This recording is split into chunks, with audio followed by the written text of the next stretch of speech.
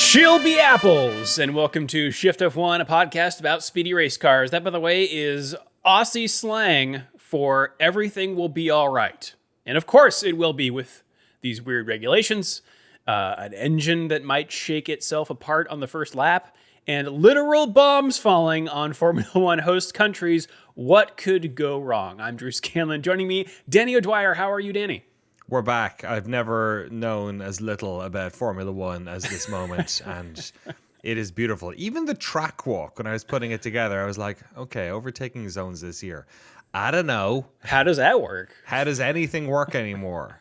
Batteries that don't charge up for qualifying? What's going on? I don't know. Yeah. It's a wild time. If you are just getting into Formula One this year, you know as much about F1 as any F1 fan. Great. Also joining us, Rob Zachney. How are you, Rob? You know, as long as the season goes, like come December, I was like, man, I'm gonna be so bummed. No, not true. The second they started testing, MK and I were like, you want to watch testing? And immediately, just like back in, completely zooted for F1. Yeah. If you are new to this podcast, a very warm welcome to you. And if you are new to Formula One itself, why? We recommend listening to our preseason primer episode, which assumes no prior F1 knowledge from you and explains how the sport works and who everybody is. So if you would like to go back and listen to that and get up to speed, that is episode 338, just one prior to this one. So, yeah. It's a big one. It's a monster. Yep. Big chunky. It took us like 3 weeks to record it because I had an internet outage during one of the first recordings, and then Rob was snowed in for like a week. So you had internet and like electricity outages, right? So yeah. The electricity isn't so bad. I got a propane generator, so it was so that East part wasn't Coast, so baby. bad. But the internet goes out when I lose power. It's like the whatever the FiOS line is to my place seems to be dependent on power. Like I think it comes in on the same lines, but also literally anytime there's power dips or surges, like our internet freaks out. So there's some sort of dependency there that's different than when I had Xfinity. Yeah.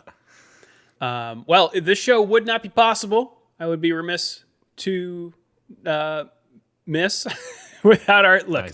We haven't done this in a while.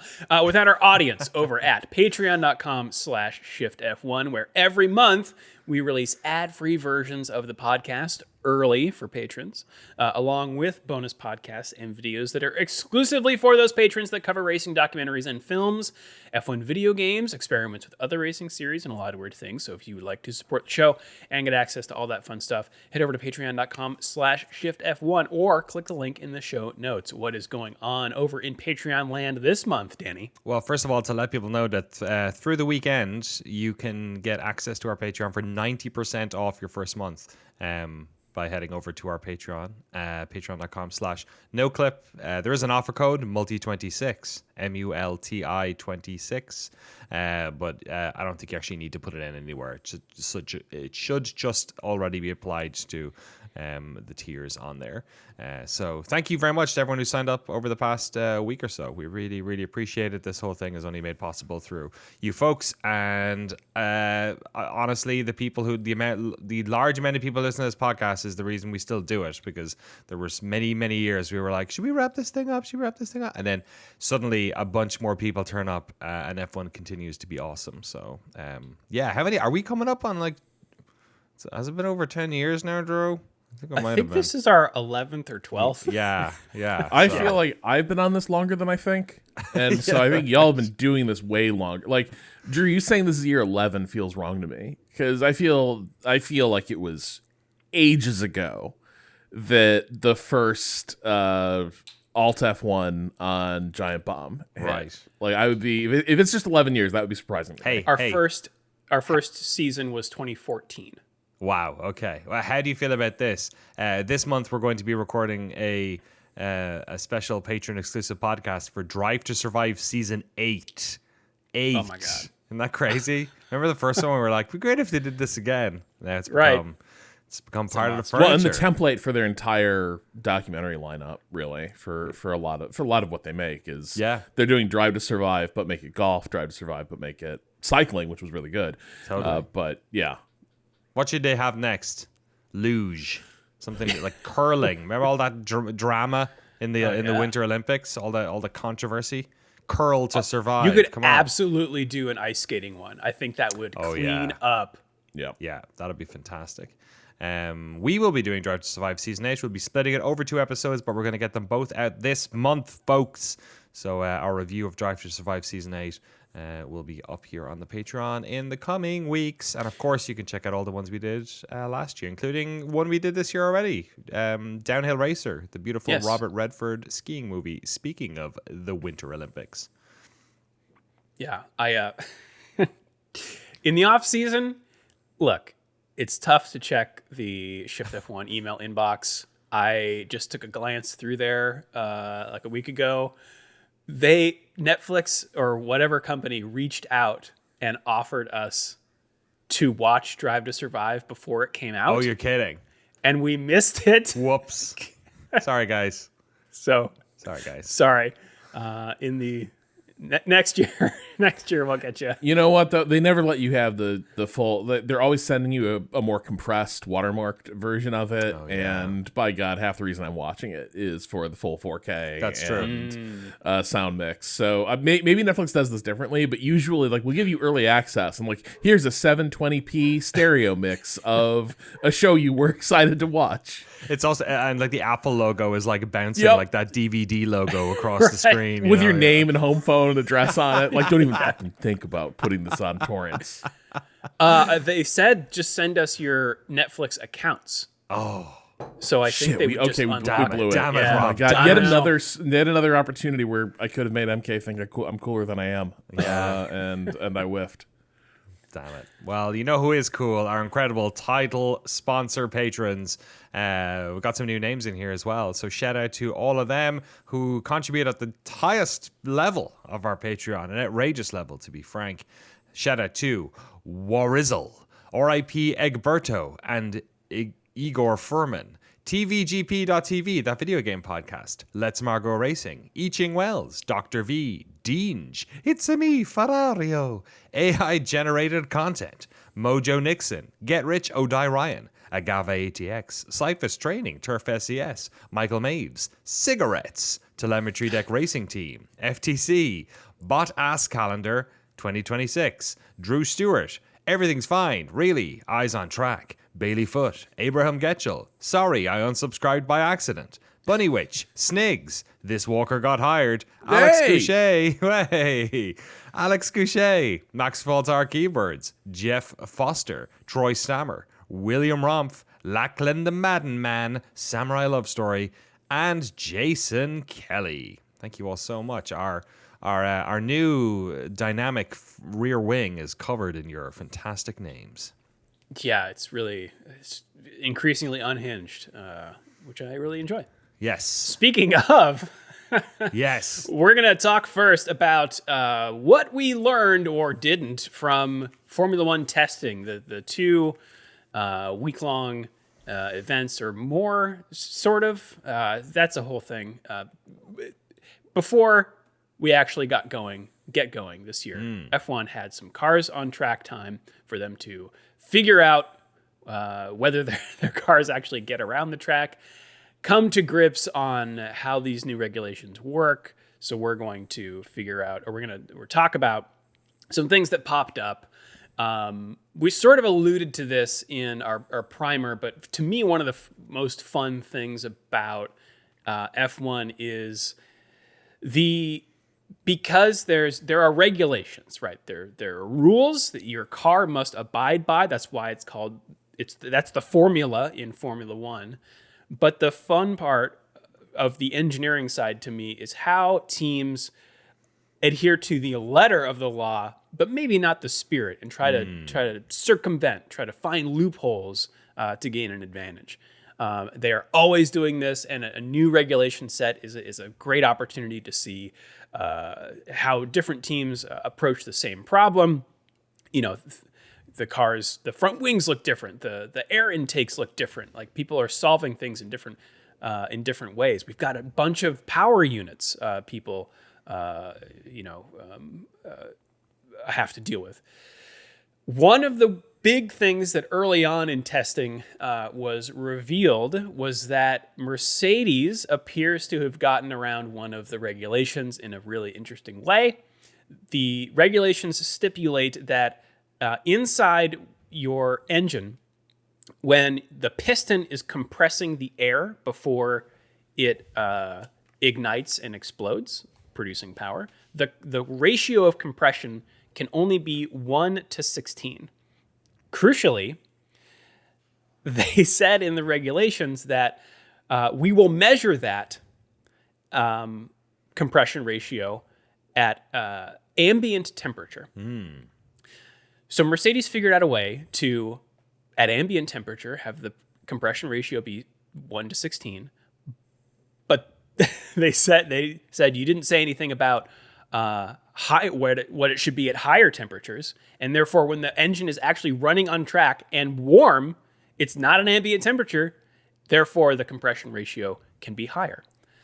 1/18th, right? Which is what they ran out. They last haven't year. said. That's the guess, That was the and old that was red, last year's, wasn't it? Yeah. Okay. Yeah. It was last year.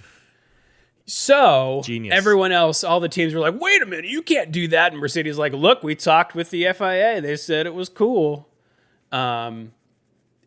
So this is also kind of par for the course for the sport. Is one team does something crazy, either it gets called illegal or not, and then either the teams catch up, or They nerf it. they nerf it, right? So that is what's happening here. However, it's not happening immediately. So Mercedes isn't being penalized. Formula One has said, "All right, we're gonna change the language on this for next year, and we're going to now mandate that we do the measurement at a high temperature, 130 degrees Celsius. But we're also going to make sure that you have enough time, all teams, to make any adjustments that you need, and we are going to measure it halfway through the season. So in June, they're going to measure everyone's compression ratios at high temperatures, and Mercedes has signed on and said, like, yeah, we can get there by then. So that's that. Mercedes. So mid-season they will enforce the rule now at high temperatures, or they're just going to see where everyone's at. They're going to enforce it. Okay. But they're giving them that time to. Okay. But the formal rule language doesn't change till next season. This is Yeah. just like midway through this season. Yeah, They're gonna the amend rule it, will be the basically. same, but it's the testing Okay. that is now different. So Mercedes might enjoy an advantage until then, or they will enjoy an advantage. They are downplaying it. They say like, it's just a couple horsepower. Other teams are like, it could be up to 13, which doesn't sound like a lot, but over the course of a lap could be like 3 to 4 tenths. So I'm fascinated to see whether we can see on track this kind of advantage. The other thing is we're going to be talking about testing in testing's like practice. You can kind of get broad strokes, but in testing especially, teams are what we say sandbagging, trying not to play their hand, right? They don't want to show all of their cards. They want to leave a little bit back. So the first time we are truly going to know what these teams can do is in qualifying, where they are actually going all out. And another issue you're going to run into here is Bahrain and Melbourne are very different tracks. For one, there's no bombs being dropped close to Melbourne because of America and Israel's delight in starting wars for seemingly little justification. The issue with Melbourne is that it's fast, and energy management is going to be trickier there. The biggest thing that seemed to be the thing that teams were struggling with and sort of evolved over the 2 week of testing was the ability of this new close to 50-50 between electric power and gas power regardless of how renewable these fuels are. The biggest issue it seemed to be the ability for them to charge the battery, and also what they were running into when it came to super clipping, which is the idea that the cars were, at high speeds, essentially sticking the what do you call those things on bikes we used to use for your lamp, your dynamo, sticking your dynamo on the wheel, you know what I mean, to try and harvest energy when the car is at a certain clip. So yeah, I outside of the whole sandbagging issue and how much teams are able to adapt to it, obviously we have some pretty good broad strokes on who's near the bottom and who's near the top.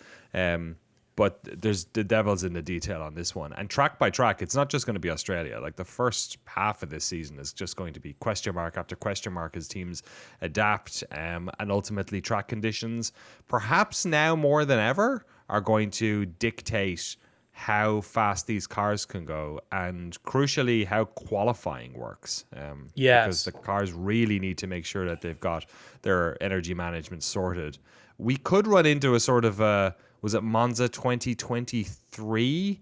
The year where all of everyone basically went out at the same time and there was no room left for the end of quali. We could start running into weird situations like that this year as well.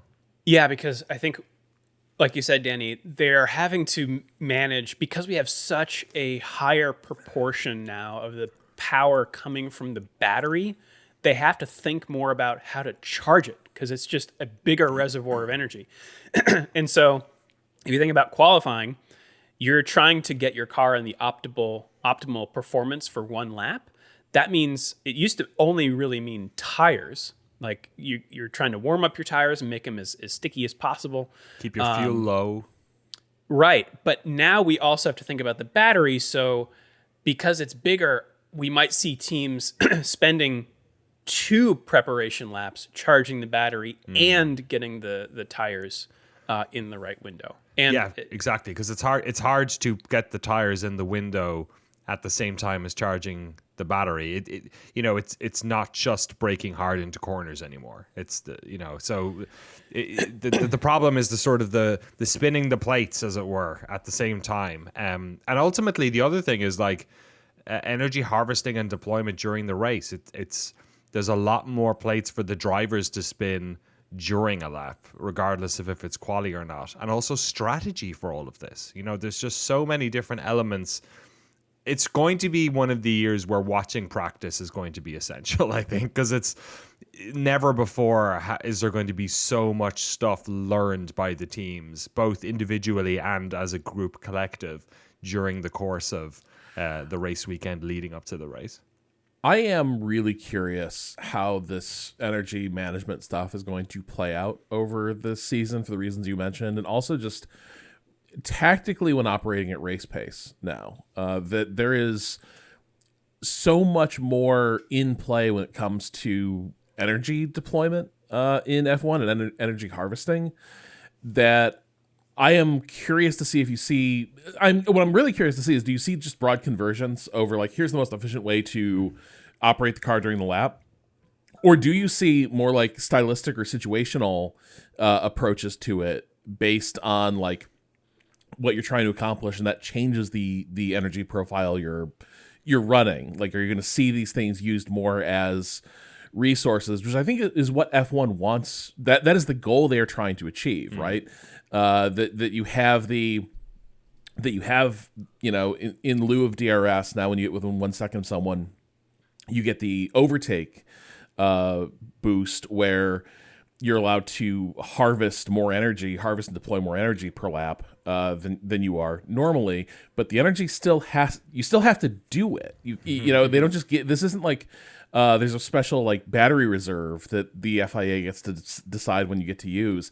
You still have to make the energy math work out. And so I am dying to see whether the rules they've designed create like gamesmanship and a chess match with energy, or if it kind of feels like at key moments in the race, you got runners with their shoelaces tied Yeah. together. You know what I mean? Because that is sometimes the alarm people are having about it. I don't think anybody's stoked about the notion of the super clipping being used to start harvesting power when the car should be going at its fastest, and now it's like slowing itself down to charge that battery because there's no other way to harvest enough. Yeah, and I do want to highlight that just because we might be hearing it a lot. If you think about like a really long straight, the car is deploying battery power to go as fast as it can. Right. We used to do this before the 2026 regulations, because these were still hybrid cars. And by the end of a straight, sometimes the battery would be depleted, and it was only the internal combustion engine pushing the car forward. The drivers would call, or the teams would call this clipping. So we had no more battery. Now we have super clipping. So when your battery runs out before you reach the end of the straight, now instead of just the battery not providing power, now the engine also has to push the car forward and recharge the battery. So that means that you have less of the internal combustion engine pushing the car forward because some of it has to be diverted to charging the battery. Yeah, and you can hear it if you listen to onboards on the cars. You can, if you listen to the RPM, if you listen to the engines, you can hear when it happens. And there's something about it that just sort of tastes bad in the mouth of an F1 fan. You know what I mean? Where you're going as fast as you can, and then it sort of just eases off. 2/3 down the straight, you're like, right. Huh? Are we or are we not the pinnacle of motorsport? And right? look, the cars on the last day of testing got within the 2%, the 2 second off last year's pace that they had promised. So the cars are fast. Like, the cars are fast. Yeah. They're smaller. They're more nimble. I don't have a problem with that. I think they figured out an interesting balance that is better than last year's when it comes to that. And I've always thought that sort of there's an Icarus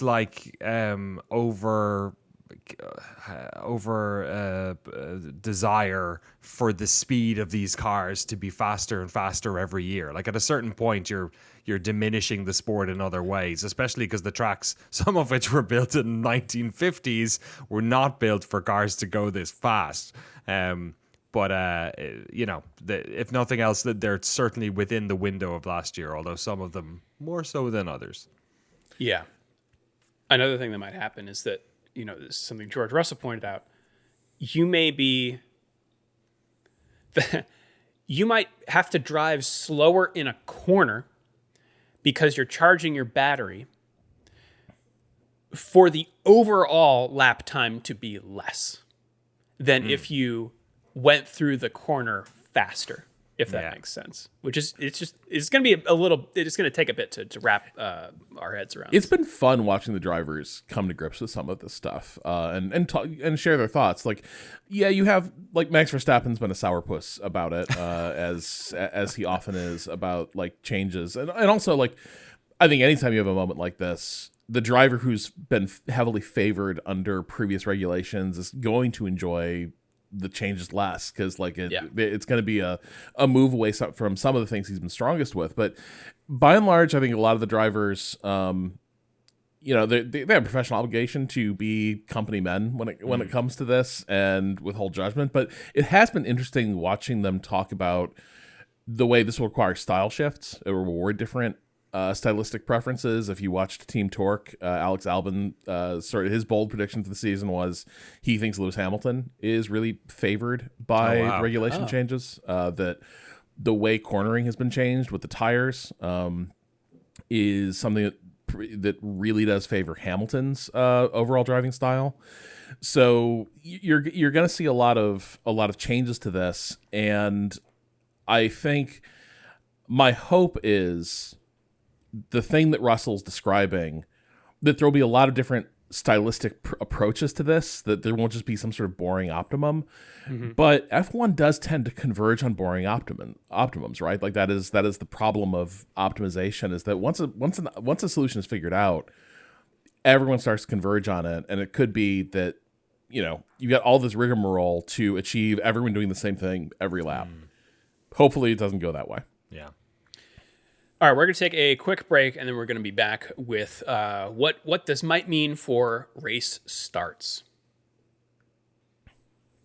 Okay, so another thing that we mentioned in the primer is that we have this kinetic energy recovery device, but what we have lost versus the previous regulations is the heat part, the heat energy recovery, the MGU-H. It was way complicated. It was really expensive, and it has been axed for those reasons.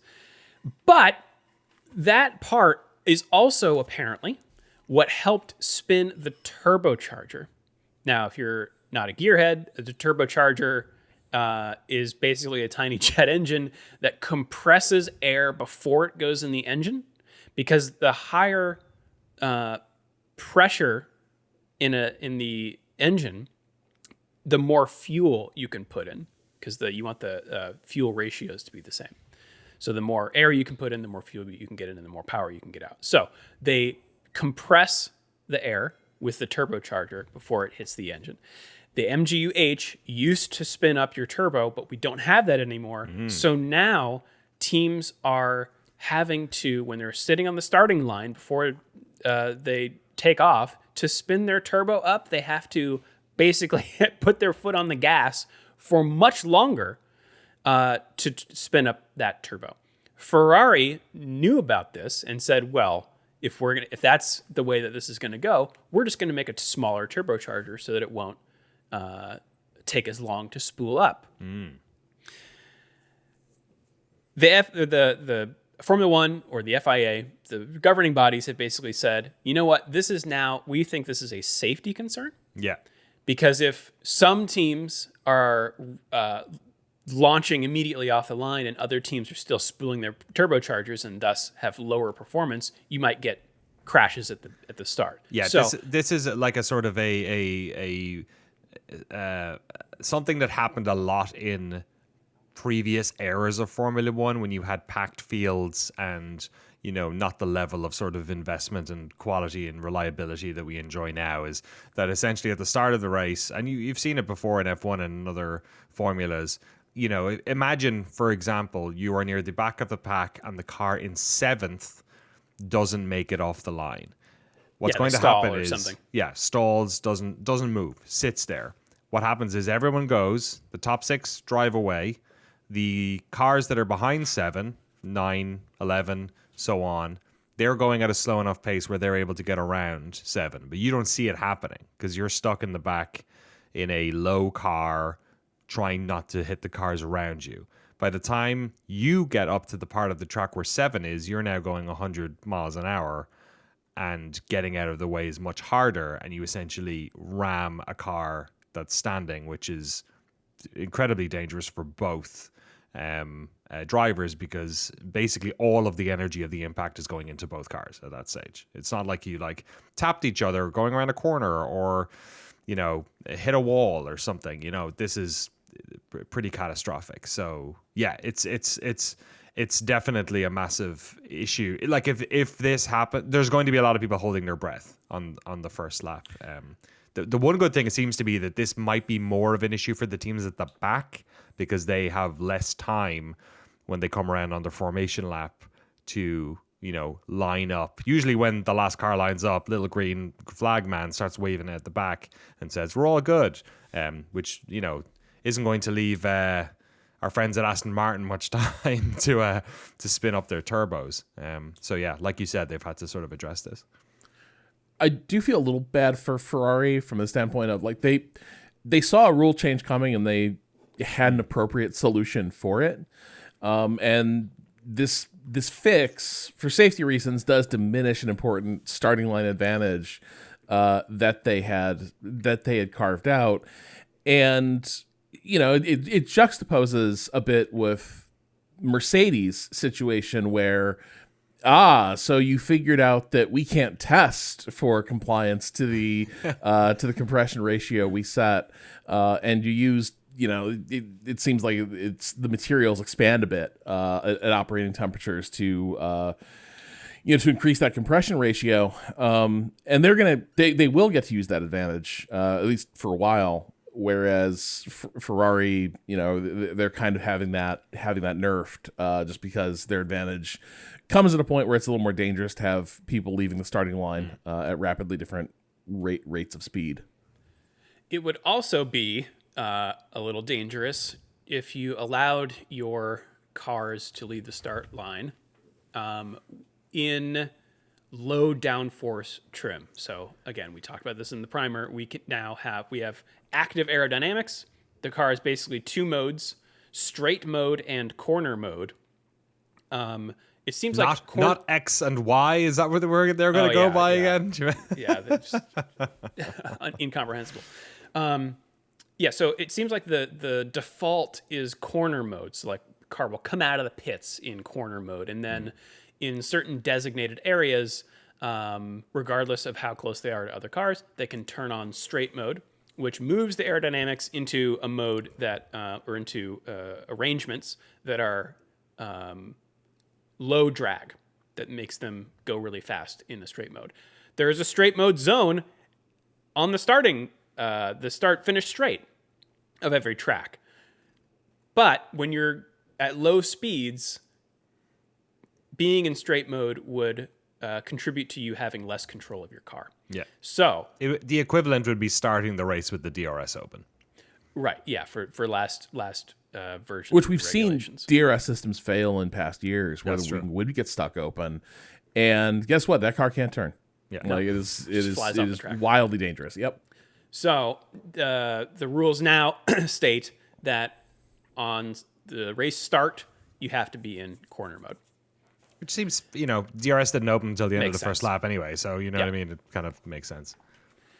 Sorry, so we talked about Ferrari and their turbocharger. They also have come up with my favorite thing from testing. Did you see Sam Collins' gloss on this? Did you see his big moment during testing? Go for it.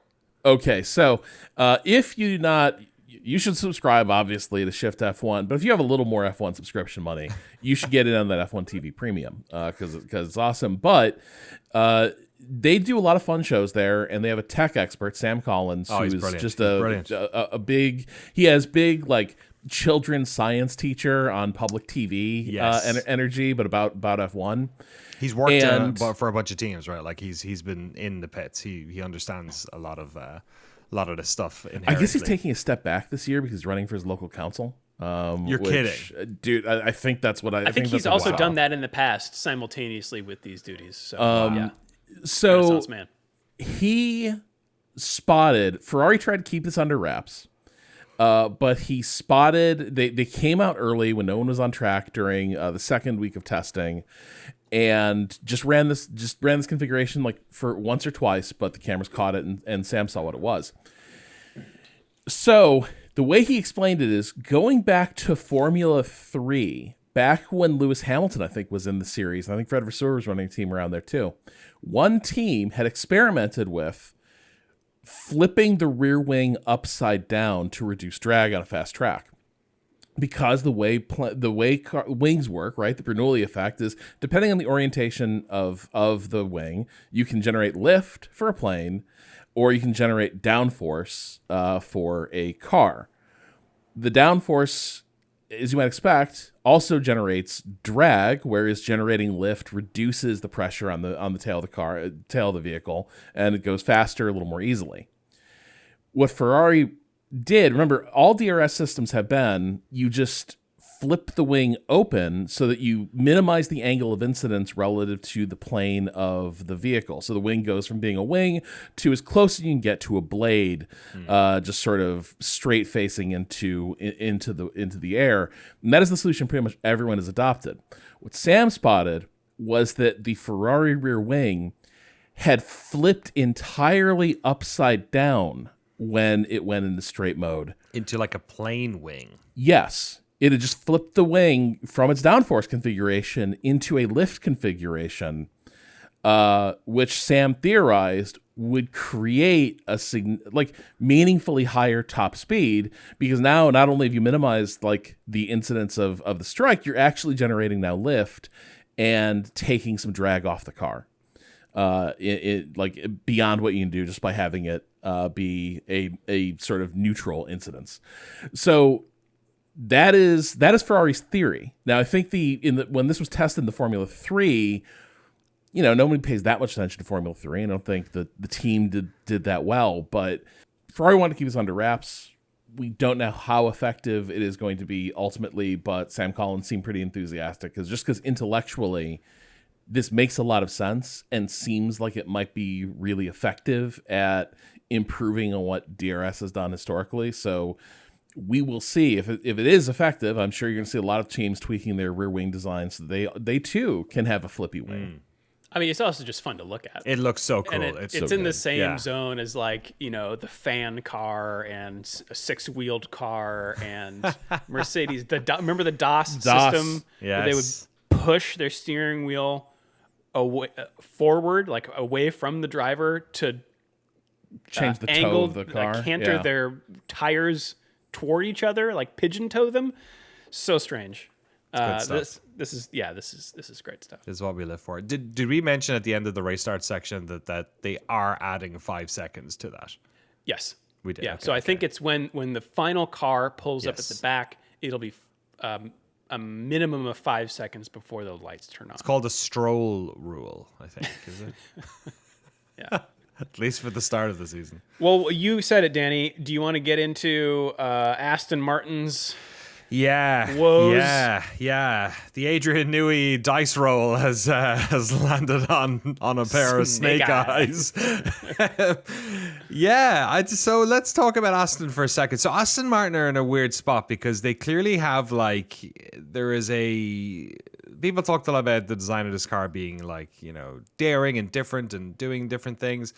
The issue that they're running into seems to be purely based with the ability for the engine to adequately harvest energy towards the battery and for that deployment to occur. So the issue they are running into seems to be just kind of the fundamental new formula. It doesn't seem to be like they went down a development route. I mean, who knows if the two are connected, but it seems like this is an issue that is also so generally widespread, and they had so little time in testing. I mean, I think the last day of testing they had 4 or 5 untimed laps, that they're just kind of because it doesn't work at the moment. Yeah. So they're just kind of stuck until they can get enough data and fix this thing. So you can't get data if you don't run, Yeah, so I don't know if they're going to be back of the pack for the entire season. It's probably likely that they will figure this thing out at some stage over the course of the first quarter of the season, and then at least make it past newcomers Cadillac, who seem to be doing fine. Like, sort of as we suspected, they're at the back of the pack. They're a new team. It makes complete sense. You're not going to come into F1 and start winning races right away, especially with a brand new team. This isn't like a rebrand or a taking over an old team like Braun or something like that. These folks are entirely new, and they're using Ferrari power units. Yes, so they don't have that hurdle that Honda does. I am interested though to know how this, like, where the fingers are pointing, because the-race.com has a good article about this. As you said, Danny, they know what is happening. They don't know why, because in the lab it doesn't have this problem, but on track it does.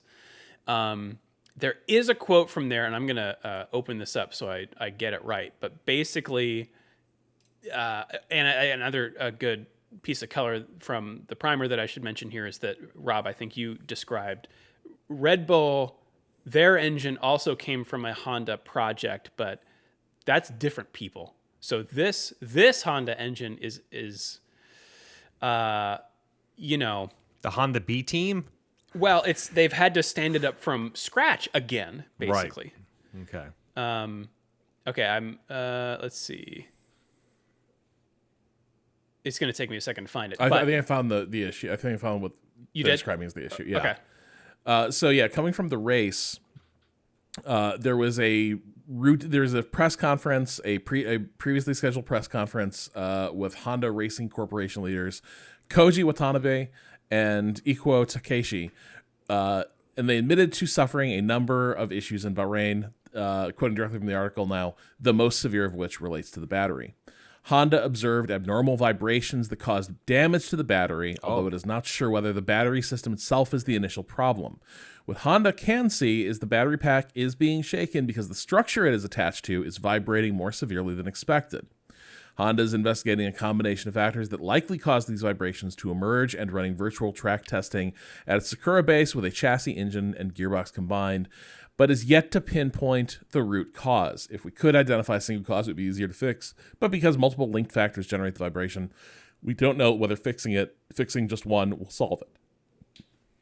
Ending the quote there. So is that what you were looking for, Drew? It's a little further down, and I'll quote again from the article. Honda has previously said, a desire from Aston Martin to make the overall engine length shorter and more compact prompted revisions to most of the engine's peripheral equipment and how it is integrated into the car, although the design of the engine itself did not have to be changed. So I don't know that we can totally lay the blame here at Honda's feet.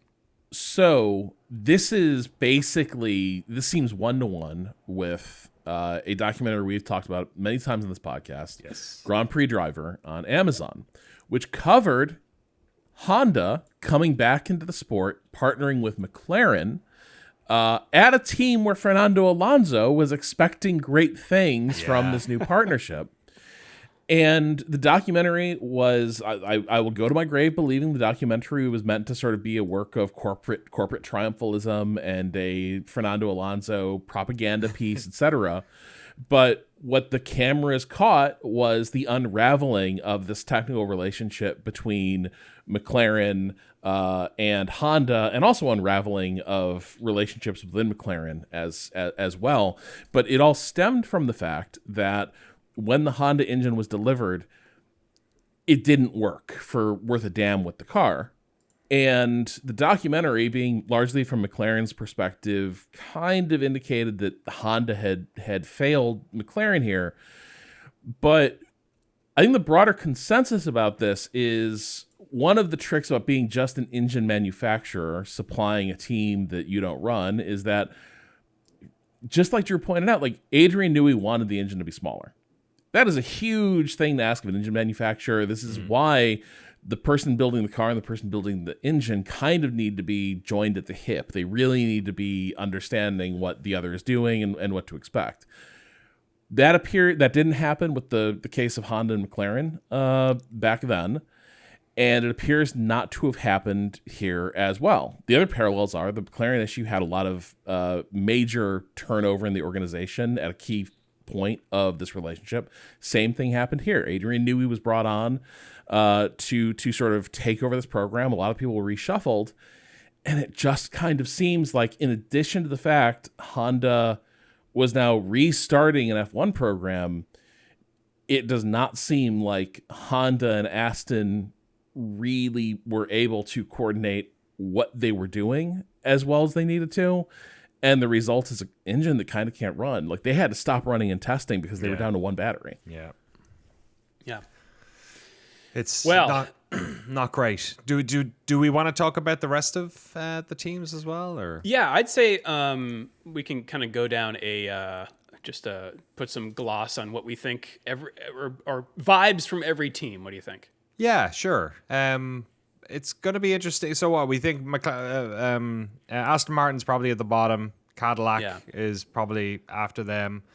I just want them to finish races, you know. Who? Cadillac? I think Cadillac is probably in a better place than Aston Martin. Aston looks currently, Williams seems like it might be the next one. You know, they had a rough start to testing, and definitely figured out some fundamental aspects. You know, the cars evolved so much over testing. It was just like people taking it. It's like boxcar racing. It's like they've been building this thing in their garage with their parents for the past, you know, couple of weekends, and then they take it out and you're like, oh no, the wheels are the wrong size. We go, you know, it's kind of that level of fixing stuff. But yeah, I'd say them probably next, followed by perhaps I don't know. I'm not quite sure where Haas are. Renault have done well. Renault seem like they're in a good spot. The thing about Williams, the rumor is that their car's overweight. Yes. I'm hoping that it's a relatively easy fix because I'd like to see them continue their trajectory up the field, and hopefully it's not too far into the season that get some GLP-1 into that thing. You know what I mean? Just stop drinking so much. Yeah. I mean, Ferrari, I think could quietly be good. Or do the Ferrari thing and break Ferrari fans' hearts once again. And I think that might also trickle down to Haas. I don't know. I think all eyes are going to be on Mercedes, maybe because of this compression ratio stuff, but also they were really reliable in testing. They put a lot of laps in, and presumably the Mercedes teams, McLaren, are they going to repeat or be eclipsed by the Works team this year? It kind of looks like, from the top down, it kind of looks like Mercedes. I'm going to go Mercedes, Ferrari, McLaren, Red Bull is kind of the... Okay. I have no idea where Red Bull is going to be. Yeah, well, it's between sandbagging and like some of these cars are going to break down, and then obviously you've got the massive gulf in experience, between Max Verstappen and our good Lindblad, our good friend Isaac Hadjar. He's Hadjar. Yeah, Racing Bulls, are also in an interesting situation. They seem like they're kind of still middle pack, but like it's hard to tell between them, Haas, Renault, kind of where everyone ends up shaking out. Where I think the biggest improvement is going to be is Alpine. Yep. Yeah, Alpine seemed like I mean you can only improve I know where to go but up. Exactly. Yeah. But genuinely, they looked good, not just like marginally competent. And from where they were last year, them looking good is a pretty huge turnaround. Like we'll talk more about this, when we discuss Drive to Survive for the patrons. But there's a lot of issues I have with Flavio Briatore. It does sort of seem like the key decision he came in, which is I'm going to come in and shut down this benighted engine program we've got running. Seems like it was the right thing competitively. It seems to have allowed the team to focus on other things and not be held back by, what was going on with the power unit. So I was surprised how much they turned things around. It was surprising how much Williams does not look fully ready for prime time. And then, among the big four, I just have no idea. There's a lot of early buzz that, like, this is George Russell's year. Mercedes looks great, but everyone's accusing everyone of sandbagging. If I had to guess, I do think Mercedes is probably in the strongest place, especially because we've newly arrived with the new engine spec, and that is where was the cornerstone of their dominance with the previous generation of rules. So I would probably tip them. And then I want to believe that Ferrari's going to be in there competing. I do. But I fundamentally, I think, have more confidence in McLaren at this juncture. So that's probably where I'd go. And then I'd probably say Ferrari and then Red Bull.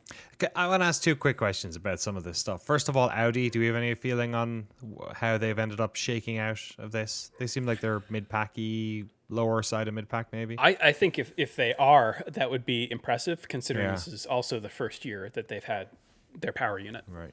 And then my second question is Max Verstappen going to take a sabbatical? No. I don't think so, no. But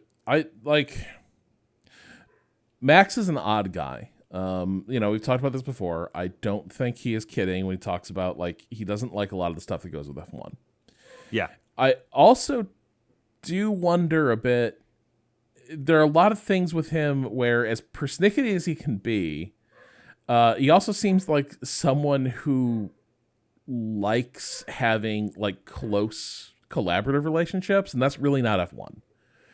And so I do think he is not bluffing when he talks about how much, like, sports car racing and stuff like WEC does appeal to him, because I do think, one, like, they are cool series. They are cool cars. Yeah. That is undeniable. And you race different tracks. There's a lot to recommend it. He loves old school classic tracks. and that is really not where F1 is headed right now. No, you wouldn't have to travel as crazy far either. It's so you know what I mean. He's got a new kid. He's got more money than he'll ever need. You know what I mean? Right. So I think fundamentally, I think sometimes he frames it as, I don't know if I'm going to stay in the sport because I don't like the direction of F1, but I don't know if he's going to stay in the sport regardless, long term, regardless, because I think there's parts of it that he really finds unappealing. Like, the more we learn about it, this is not like you're basically a politician, right? It's like the F1 calendar for a driver is like the closing months of a campaign. It's bananas. Where you are constantly at events, you are meeting with important sponsors, VIPs. There's a lot of stuff that goes to being an F1 driver that Max fundamentally, I don't think, really signs up for. He does it out of obligation. Especially if you've been doing it for basically your entire adult life. Like, at a certain stage, you must be. And I don't think he has that sort of, like, Lewis Hamilton has that sort of desire to, beat the Schumacher record and, like, get haul in all these championships. I don't know if Max has that. I don't think that's part of his motivation.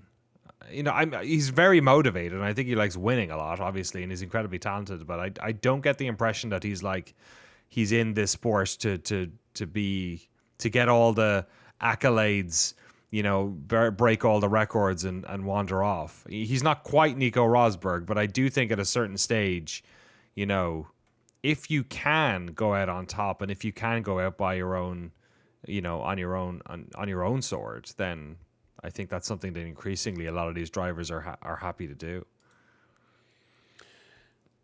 All right. Well, from testing to the news, Rob, you've got a couple of doozies here. Oh, boy. Before we get to Australia.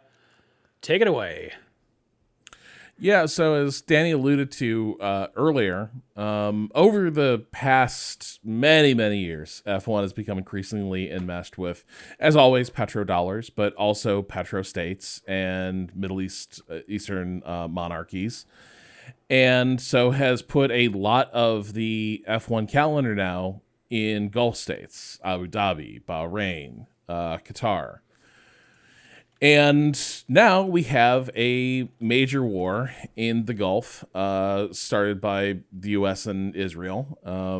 Iran has a large missile capability and has already been returning fire into U.S. allies, which is basically a rundown of the states I just mentioned. Right. Like countries that are hosting F1 races this season and hosting F1 races quite soon. Now, this has come up before when, what was it? What was the track where Houthi rebels were firing rockets? Oh, it was Jeddah. Was it Jeddah? Yeah, there was something. You could see an explosion from the track during practice, I think it was, wasn't it? Yeah.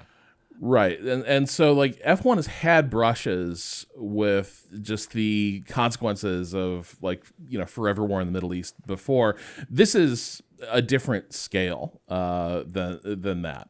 This is a major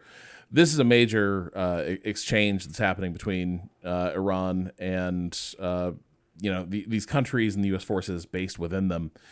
And so that has thrown things into doubt. Now, we don't know what that means. F1 is soft pedaling this right now. What they're saying is, they are monitoring the situation. This is a classic. Aren't we all? Yeah. They're hoping for everyone's safety, but they are going to, they're going to be making decisions as the situation evolves.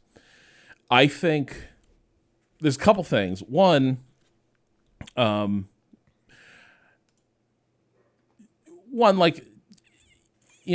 this is if you are thinking this is going to wrap up within just a couple weeks, I think you're kidding yourself. Like, if this is... Rob, when has a war in the Middle East ever been anything but swift and decisive? Yeah. Okay. So the F1 calendar doesn't start there, but they're supposed to be in the region soon. They were going to have a tire test at one of the tracks when I think it was in Abu Dhabi, and then the U.S. base started getting hit there. And so Pirelli canceled the tire test. And it's worth mentioning, maybe for people who don't just understand geographically kind of where this is at. Like, obviously, Iran is a massive, massive country. It takes up a significant chunk of this sort of, I don't know what you call it, like Eurasian subcontinent between the Middle East and Pakistan and Afghanistan and everything else. Yeah. But it's a stone's throw away from the eastern coast of, the western coast of the Persian Gulf. You know what I mean? And that's where Bahrain, Qatar, and the UAE, where Abu Dhabi is based, are all. Like, it's across a narrow ocean, a narrow sea, basically, from Iran. So this isn't like, it's like somewhere in the, we're talking about Baku. Baku's race, for instance, this year is being postponed. We talked about in the season primer. Sorry, it's being shifted to the Saturday because of a Remembrance Day, I guess, for the for a war they launched. For a war they launched, the Nagorno-Karabakh war. So we joked about that, and then the next day, Trump awarded medals of honor for the operation to kidnap Maduro. And I was really? like, Oh my yeah, gosh. we're just like playing the hits. Like, we did something morally sketchy. repugnant. So Better say that it was a heroic and brave thing we did. The Medal of Honor, the first recipients of it were, I think, after the Civil War, people who engaged in massacring natives. Oh, really? In the U.S. Army. Oh, so it's business as usual then, I guess. Yeah, like they awarded like medals of honor to the entire unit that engaged in Wounded Knee. Wow, okay. If you're familiar with the U.S. history, Wounded Knee is massacre toward the end of the wars on the plains. The U.S. military portrayed it as a battle. It was a massacre of a civilian village, but to sort of mask that fact, they gave out medals of honor. So, yeah, proud tradition of using medals of valor to obscure the fact that, like, maybe overall what was happening was not the most valorous thing. So, yeah, and it's impossible to get away from this stuff in F1. You know what I mean? People will be like, keep your politics out of sports and all that. And it's like, look, that'd be nice. I think we're all pretty politically active, maybe. You know what I mean? Well, and sometimes you can wedge it in. F1 is so deeply inserted into the wheels of power, money, and influence that sort of corrupt and control so much of our day-to-day lives. Yeah, that's more the point. Yeah, that it's and a big part of this is just the geographical reality of the fact that we have a lot of races on the Arabian Peninsula, and Jeddah, we haven't talked about as well in Saudi Arabia, like. And this conflict is like, if you're talking about Israel launching a lot of these rockets, that's the whole other side of the peninsula where this stuff is coming from.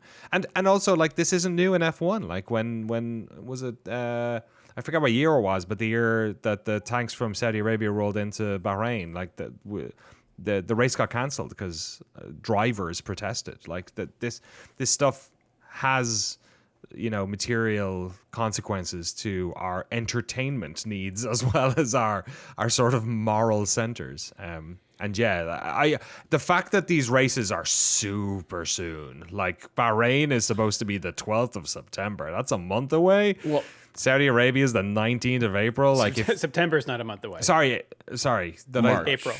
12th of April. Sorry. Bahrain is 12th of April. And I Saudi did want is to the point 19th. out that the tire test, Pirelli had a wet tire test in Bahrain February 28th to March 1st, so last weekend, and that is the thing that got canceled. Yeah, and then WEC is supposed to be running in Qatar, I think this weekend. Iran is supposed to be in the World Cup, which takes place in, among other countries, the country currently bombing them, America. So, like, how's that going to work? President Trump was just received the FIFA Medal of Peace. He did. Infantino said this guy's how would he do this? Well, once you get the medal, then you can start, kidnapping presidents and killing ayatollahs. You know what I mean? Like, once you've got it. They used to have it right. They awarded No Kissinger backsies. the Peace Prize after he'd murdered a bunch of people, Yes. and they were like, hey, way to stop killing a bunch of people. Well, the no backsies rule is you're allowed to give your peace prize your Nobel Prize to somebody else as well if they're a despot and you're a piece of shit, I think is the term. Well, and something else, so just something to emphasize here, I think, is Yep, we're a bunch of F1 fans, but Danny is from a white European nation that, unusually for them, is a victim of colonialism. We're and the exception falling that under proves the sway the of rule. an imperial hegemon. And so, like, I think it's worth remembering that Danny has lived among the English and the Americans for most of his life, but has a very different perspective, I think, and a bracing one that I think a lot of like U.S. and U.K. listeners might not see the world the same way because they have always sort of approached it from within the imperial bubble.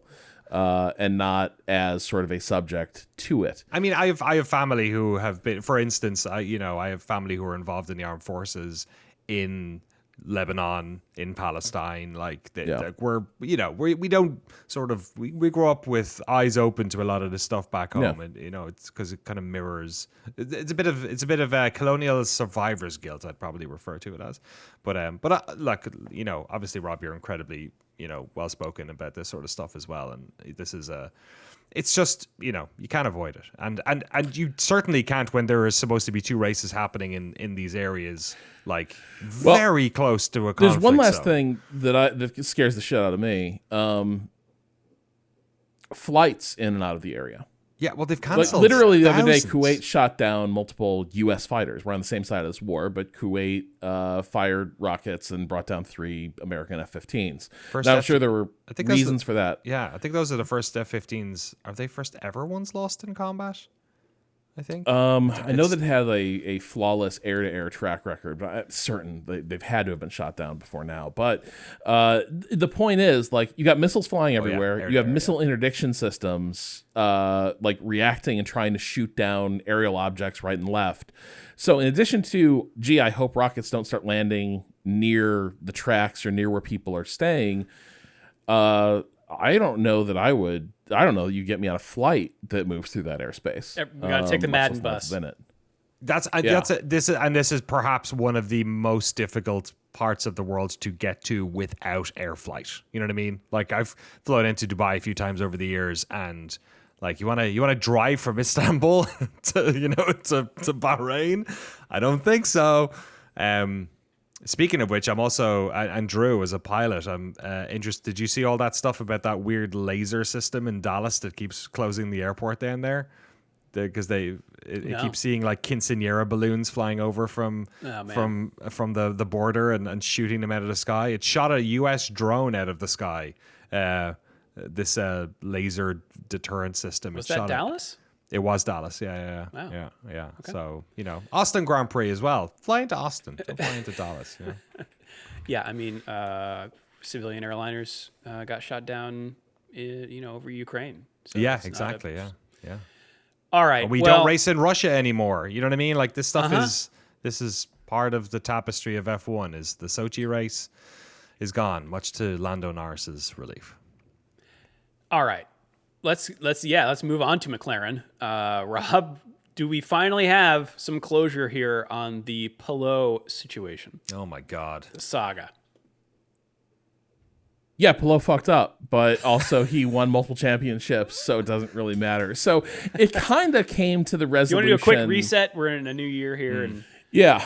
All right. It's tough to be Alex brief here. Palou is kind of the Max Verstappen of IndyCar right now. He's a dominant Spanish driver. He's won I think 4 of the last 5 championships. We won the season opener. He's the top of his game. He drives for Chip Ganassi, a sort of high achieving IndyCar team, and McLaren wanted to poach him from Ganassi early in sort of his rise to predominance. And Palou took that deal and said he was going to go to McLaren. Now, McLaren has an IndyCar program, but Palou's interest in McLaren was getting into its F1 program and making his way into F1. And then McLaren, as people might remember, also had a very public, and it turns out these two things were deeply related. They basically nipped Oscar Piastri out from under Alpine and brought him into McLaren to become a McLaren driver, and the rest is history there, where Lando Norris and Oscar Piastri were sort of clearly the intended future of of McLaren and F1. And Palou realized that didn't really square with any possibility of him making his way into Formula One with the team. And so he walked away from the deal and went running back to Ganassi, who he'd kind of had a public split with, to begin the whole saga. But now he went running back to Ganassi because, he had a championship-winning car. He knew the team, and he would rather be driving for Ganassi in IndyCar than working as a McLaren driver in IndyCar or like hoping for a reserve driver role in F1 and waste his prime racing years in that way. But he had signed a contract with McLaren, and so he just breached it and said, I'm not going to drive for McLaren. He went back to Ganassi, and McLaren sued for damages. Palou fought it, trying to argue that he had been deceived by Zach Brown, that the F1 stuff had never really been a good faith offer, and he was tricked. But the court case didn't really go super well for him because it's kind of preposterous. Like, everyone knows what the score is. The contract said what it said. He was never promised an F1 seat. He just didn't like the path he was. The path he thought he was going to walk was closing. And so they kind of got their clocks cleaned in court. Now, crucially, Ganassi said whatever happens, he's going to pay for whatever settlement or verdict is reached in the case. And it was settled. But it was basically a surrender. Palou had to release a statement apologizing to McLaren, to Zach Brown for saying that Zach Brown deceived him or behaved less than honorably. In his statement, Palou had to admit that was not true, and Zach Brown had been stand-up about the entire thing. You also had to apologize to the Ganassi racing team. For having pulled them into this and having them put in this position. It's amazing. So on top of that, I think the total price tag of this was $20 million. Oh my God. I think that might be inclusive of, legal fees. The legal fees, I think, were $18 million. Oh, and Christ. The settlement was 20. And so, okay, no. Actually, okay, no, it's better. So these are pounds, not dollars. That's worse. So it's 8 million legal fees that Palou's on the hook for, a 12 million pound settlement. Okay. And so the court case cost 2/3 as much as the ultimate settlement. And Palou basically had to eat a lot of public crow over the entire thing. He's also apparently being paid a reduced rate at Ganassi, I think, for this reason. Right, man. That is, yeah.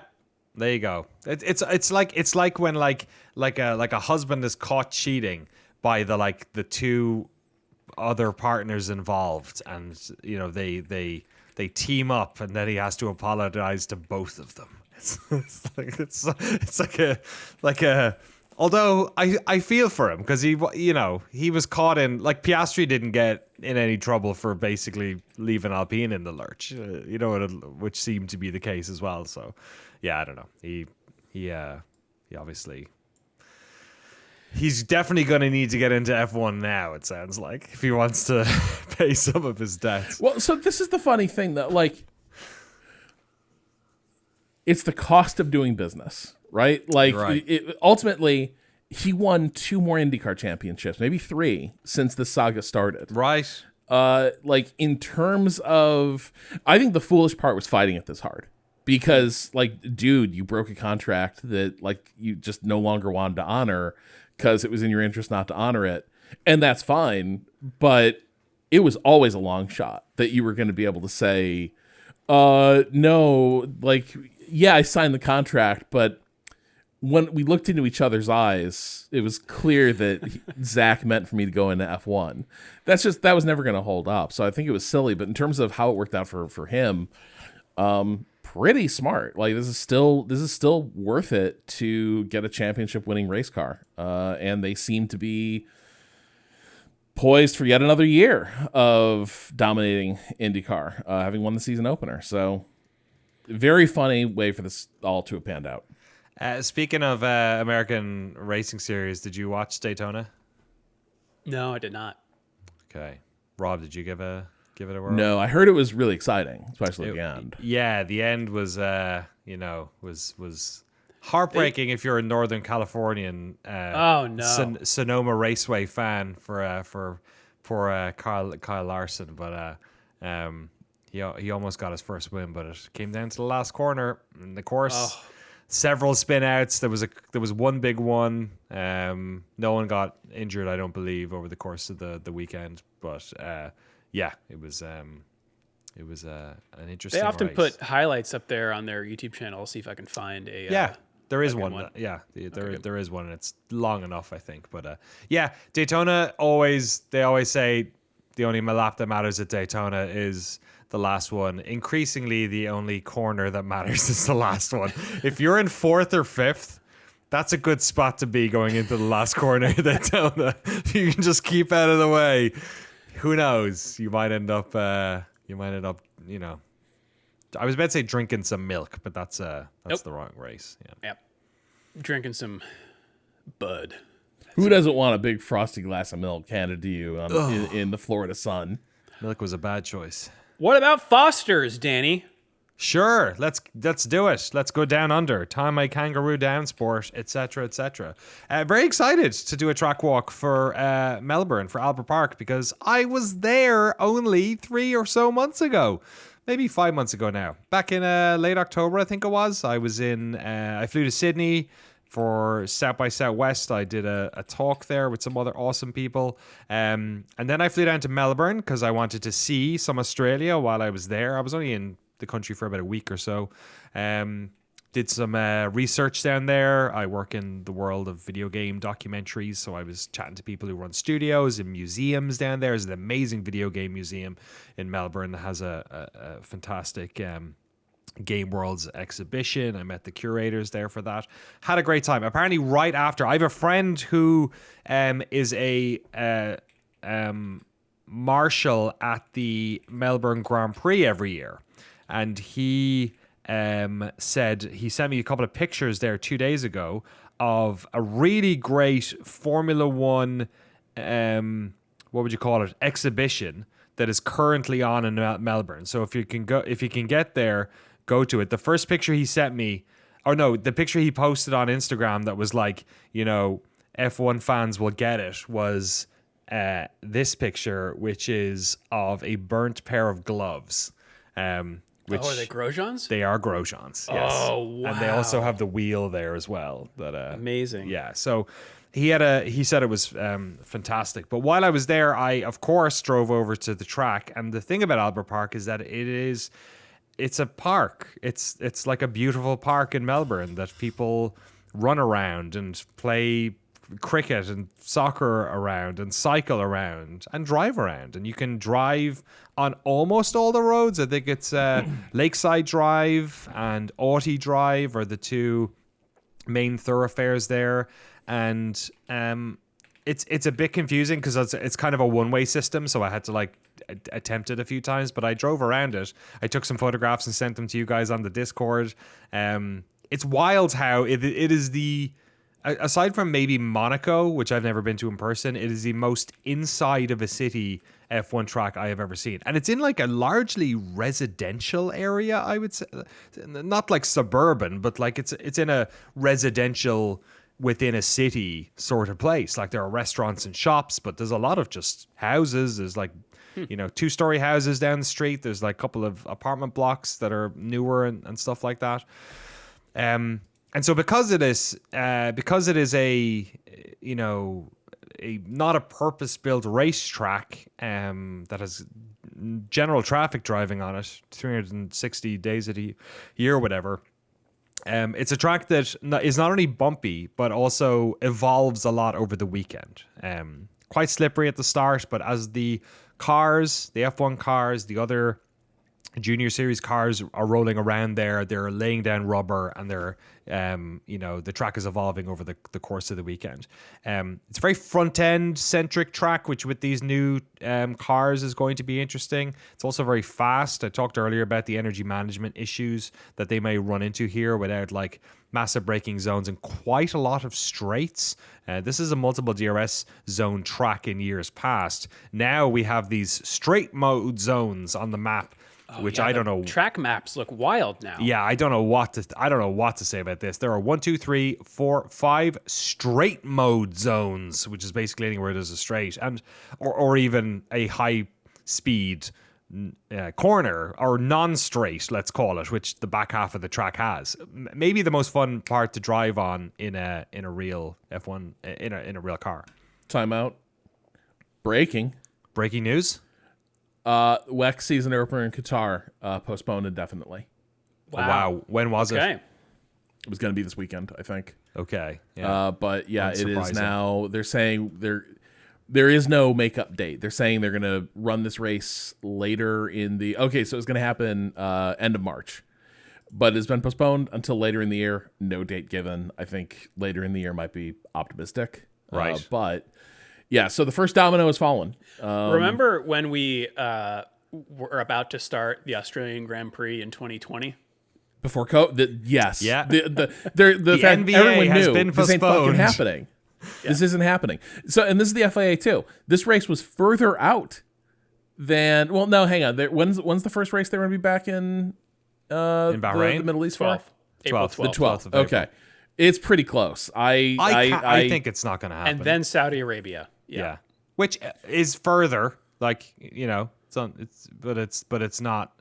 Yeah, we might be going from Japan in March 29th to Miami at May 3rd. We were organizing stuff earlier before we recorded the podcast, and Drew, you were making the point that there are only 3 free Tuesdays this year to record additional podcasts, which shows you how dense the season is. But like, we may run into a situation where we go from the 29th of March in Japan and there's no race in April. Like 3rd of May in Miami is the next one. I forget what their because like, do they pull the trigger on like a makeup date, or like a replacement so race? Hard. Like, when? Like August? Like Where? during the I don't, because all the teams are going to have their calendars organized, all their business stuff organized. Yeah, this ship doesn't turn on. You can't just have them run think you in can. Like Portugal. As I a wish. race. Go back to bring Portimao back. It's the only good thing that happened during COVID was Portimao. The Qatar Grand Prix for F1 doesn't take place until the 29th of November. So, yeah, Qatar's the least likely one to get, I think, canceled due to this, but I think it's still a decent chance. And this is before any drivers start weighing in on like various feelings about doing races at a bunch of partners in bombing Iran. Yeah, Charles Leclerc's posting wedding photographs last weekend. You know what I mean? Like these guys are, they have lives outside of the sport. Wait, did he get married? He did. Yeah. Oh. In Monaco. Like, dude, just watch the wedding videos. They have like fake VHS filters on them and stuff. And then he's like driving the sexiest open wheel classic Ferrari you've ever seen. Wow. His wife looks like $1 million. I forget her name. Sorry.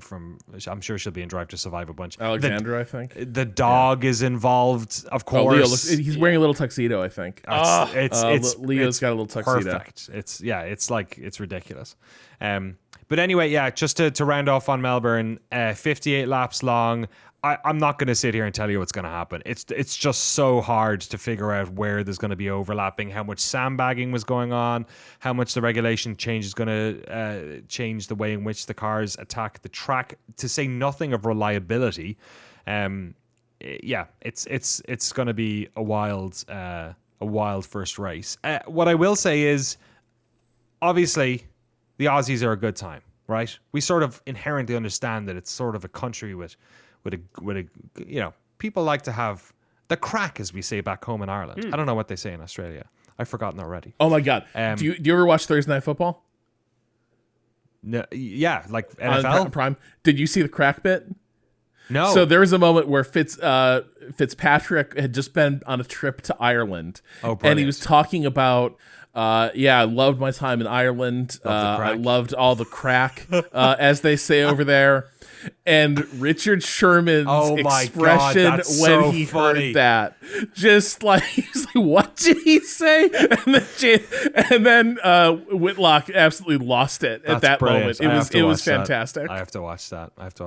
Currently, Irish Twitter or Irish social media is going crazy because one of our politicians, apparently the Cork accent sounds Jamaican. So all of Irish and Caribbean internet has been talking about this one viral video all week, but it has not gotten out of that bubble. But it's all that's happening there. Is this because Irish were involved in being the main English speakers? A lot of colonized folks heard. Initially indentured servants, but then ultimately plantation owners, because the Irish were white, so we were the only ones that were allowed to buy the farms. Crucially, so that's We why. are going places. On this I know episode. it's really this is what happens when we don't do a podcast for 3 months. But anyway, the last thing I'll say is, there are loads of F1 races I would love to go to. After spending 3 or 4 days in Melbourne, driving out to the track, I cannot think of a more fun place to enjoy a race. The people were so nice. The weather's fantastic. It's essentially located. I'm sure it's expensive to get a hotel, but like it's a big city, and I bet it's brilliant. And yeah, I think it's a great place to start the season. Honestly, it's got great vibes, and hopefully it'll have great racing.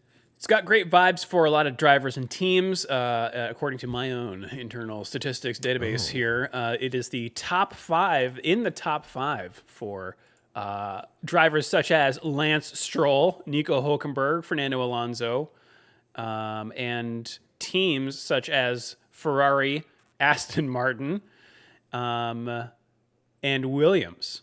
It is not so hot for Sergio Perez and Oscar Piastri or Alpine. Statistically, though, Max Verstappen has done the best here in the last 5 years, then Lewis Hamilton, then Charles Leclerc. Team-wise, we've got Red Bull and Mercedes, and then Ferrari in kind of that order. Last 5 winners, Lando Norris in 2025, then Carlos Sainz, Max Verstappen, Charles Leclerc, and Valtteri Bottas. So a good mix here. Also a good mix in terms of my own ratings of Australian Grand Prix. I have a 4-point scale, from 1 being a procession, 2 being a strategy race, 3 being entertaining, and 4 being bonkers. In the last 4 years. Wow, incredible callback to the 90s. We've gotten 2, 4, 3, and 4. So Hell yeah. I'd say, yeah, there's opportunity here for this to be a really great race. But that is all a big 2026 sized asterisk on that, because we really have zero idea what to expect. Same goes for the weather. Don't really know what to expect there.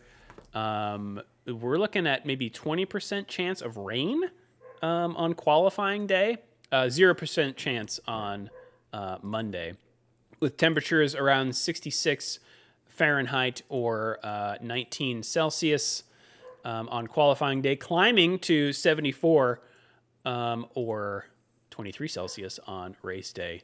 And wind looks to be, something, 13 miles an hour or 21 kilometers an hour out of the south, slowing down. That's on qualifying day, slowing down on race day to 9 miles an hour, 14 kilometers an hour. So probably just fine for a day of racing, with a small chance of a wrench being thrown into things. This is your last chance to get in on our fantasy league before the season kicks off. There's a link in the show notes to join. You can also send us an email if you like, shiftf1podcast@gmail.com or f1.cool/emails. You can also hit us up on the socials if you like.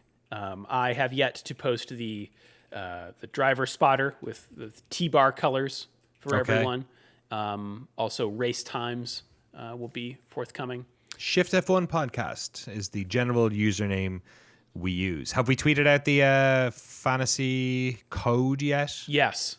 We've posted that? Okay. We haven't tweeted it because Twitter was like, hey, you need to add a phone number in order to tweet. Oh boy. And that's when I closed the app. So I'll have to figure that The out. Everything app. X, the Everything app. That's Don't you right. know? It's so great. That's us around the internet, Danny. Should we take it around the world? Let's of race racing? around the world. Yeah. Oh, that's also been bottled up over the winter. Oh boy, I've been blue balling that one. Speaking of Australia and racing at Albert Park, not only do we have Formula 2 and Formula 3 supporting Formula 1 this weekend, we've also got the Repco's Supercars. The Australian NASCAR, what races on actual circuits instead of ovals only. Supercars are a great time, so if you can somehow tune into that. They're called supercars. I mean, come on. They are pretty super duper. We've also got IndyCar at the Phoenix Raceway in Avondale, Arizona for the Good Ranchers 250. We've got the NASCAR, no longer the Xfinity Series, the lower tier of NASCAR. It is now the NASCAR O'Reilly Auto Parts. There you go. Series. So It that's wasn't gonna just Rob trip and me me up. who lost our internet. Also, NASCAR did. That's very good.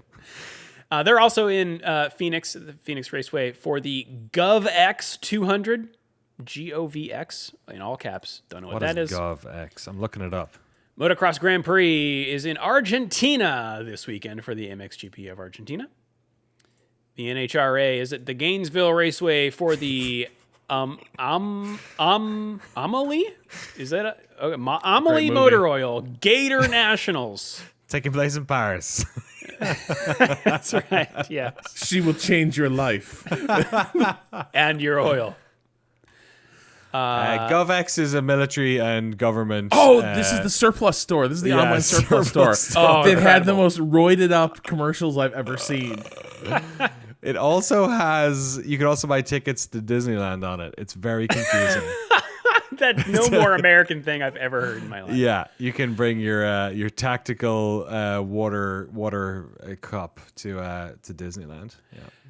And we got NASCAR. Yeehaw. Also at the Phoenix race. Boy, Phoenix, Indy, NASCAR. If you're all gonna over the race in place. Phoenix, this is the time of year to do it. Oh, yeah.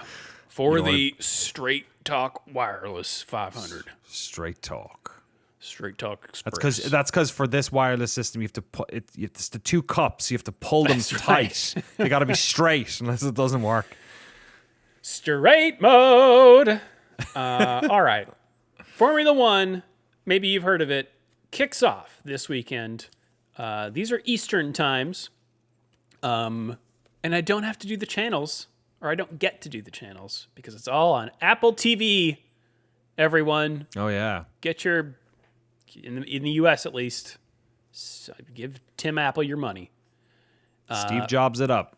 Friday, March 5th, free practice 1 is at 8:30 p.m. because we're in Australia. Free practice 2 is at midnight between March 5th and 6th. Saturday, March 6th, free practice 3 is at 8:30 p.m., followed by qualifying at midnight. And Sunday, everyone, the race, March 7th at 11 p.m. Eastern Time. I will no longer get to say ESPN2 The Deuce. Eastern time, 8 a.m. I will be on a airplane, or maybe just landing 8 a.m.? in LA. I'm going down to shoot for 1 day. I'm flying down in the morning, flying back. Ooh, wow. Sonoma to On Sunday? LAX on Sunday. All right, well, it starts our time at 8 p.m. 8 a.m. Oh, p.m. Oh, race, that's yeah. fine. I'll watch The it in race the will be 8 airport. p.m. That's great. I'll watch it in the airport. I'll be fine. Great. All right, well, that's what's happening this weekend. Danny, what happened on this day in history? Yes, I have got the Necromicon with me here. So in years past, I have always worried about doing it on the day we're recording or the day it went live. Because we record this on March 3rd on Tuesday. It goes live early on Wednesday morning. But we do actually put this up for patrons on March 3rd. So True. for two reasons, I'm going to do it. One, to mix it up, and two, because I've already looked at March 4th and it has somebody dying. So I'm going to do March 3rd. I don't want to start the year.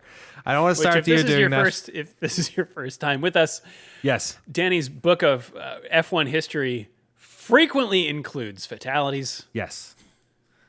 Yes. This was a marshal in the Australian Grand Prix in 2001. wow. But we're not going to We're not going to do that. All right. Mark, I think we might have done this one before, though. So maybe I've March messed 3rd? this up. Maybe. We'll see.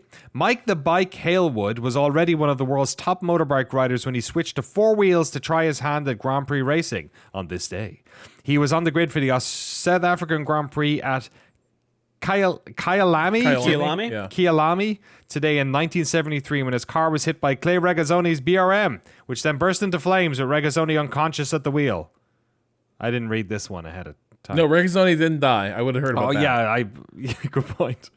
Halewood immediately dived into the flames, undid Regazzoni's seatbelts, and dragged him clear of the burning wreckage. Clay was taken to hospital with minor burns, while Halewood was awarded the George Medal for his bravery. Wow. The 2002 season kicked off on this day with the first race in Melbourne, Australia. Michael Schumacher won in his Ferrari, but the real hero was Mark Webber, the Australian driver making his Formula 1 debut for the Minardi team, which was then owned by Australians Paul Stoddart. Webber finished 5th for the Minnows, earning them 2 points and a fantastic reaction from his boss and home crowd. And apologies to all of our Fosters. friends down unders. Exactly. Yep. Paul Hogan. Okay. Throw that book on the Barbie. Hey, can I just say one last thing about Australia? Sure. It contains my favorite animal ever now, Oh. the wombat. Yeah. Ah, yes. The They're cube of amazing. poops, right? Yes, square poops. They poop squares. They also kill, like predators with their ass. So they have this thing where because they're so dense, they're like super muscly and dense. They can actually run really fast. They're like cute little fucking muscle pigs. And there was one I met called Paddy, and I loved him. But what they do is if they're being like chased by like, I don't know, a fox or a coyote or something like that, they run into their little tunnel, their little, little dirt cave they've made for themselves. Den. There, I found the word. And then when they leave a space above their butt and the den ceiling for the fox or whatever to stick its head no. in. Yeah. And then Grim. they twerk it. They crush its head between the ground and their butt. Isn't that crazy? It's incredible. That's the natural world version of call an ambulance for you.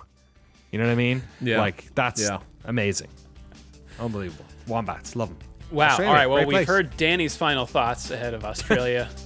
Rob? I'm good. I know you got to get out of here. Great.